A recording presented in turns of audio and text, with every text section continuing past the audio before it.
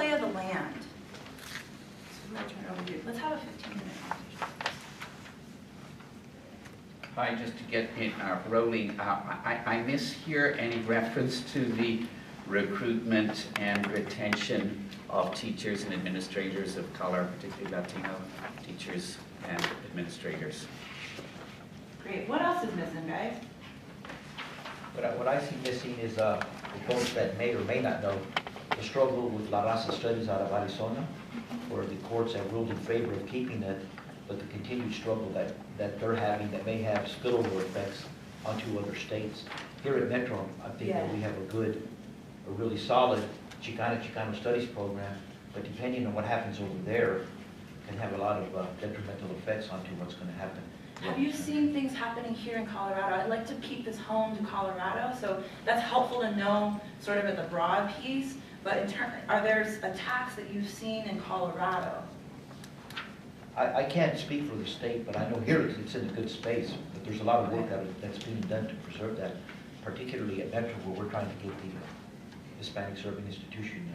So maybe that's a positive thing, right? We've been able to preserve La Raza studies and Chicano studies. Chicano studies, yeah. Mm-hmm. What other stuff? Julie, it may be in the details here, but I don't see any specific, and I think there should be specific discussion around the state's master plan.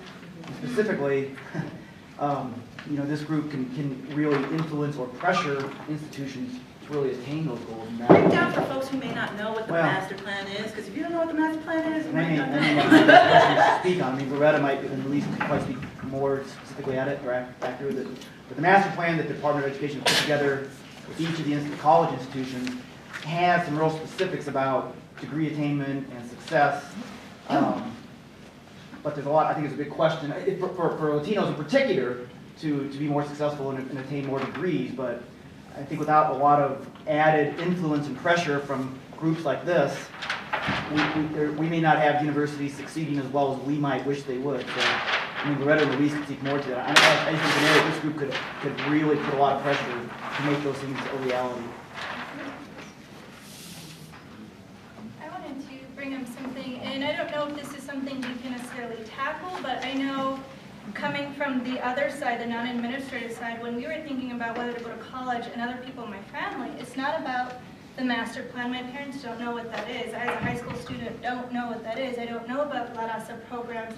It just simply came down to price. Can we afford to send me to college? Can we afford to send my cousin to college? Because again, a lot of parents, for better or for worse, a lot of high school students, I mean, they don't even know where to begin on a lot of that stuff, and they don't necessarily pick college because of that. Unfortunately, within my family being a low-income family, they're not there at that level. So the idea for us came down to cost and the level of recruitment.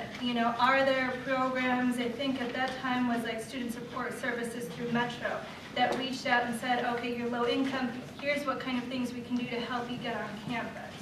And so for us, and I know a lot of other families, that was the selling point to get me on campus.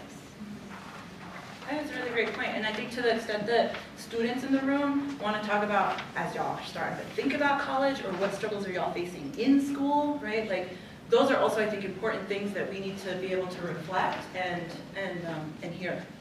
So, not to put you guys on the spot, but I'd like to hear it at some point. Can you give a fuller description of what the master plan is? Because I don't know what it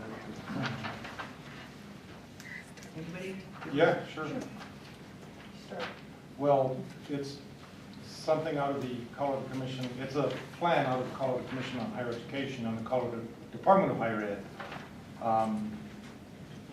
They've been working on it for a couple of years to try to, well, it has lofty goals, of course. Increase the enrollment and retention and graduation of a certain additional percentage of students.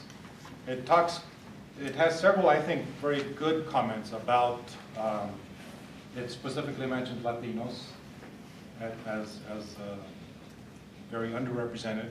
And so I think in that way we could probably make some good recommendations. It has already been approved by the Colorado Commission on Higher Ed. But I think we can make some good recommendations on how to implement some of the goals, that the master plan calls for. The other piece of it is that every public institution in Colorado has had to take the master plan and create goals for that institution relating to the main goals, which in addition to increasing credentials of all graduates, so the number of degrees that are given every year, there's also one of the 4 main goals is to reduce the disparity between, if you want to call it, minority students and the general population, because there is a significant disparity. So each of the schools, and we've all worked on this for Metro, has to adopt specific goals to try and get to those larger statewide goals. Let me pick up a little on that. The difference between this, you may remember that there were actually performance contracts after Senate Bill 189 and the College Opportunity Fund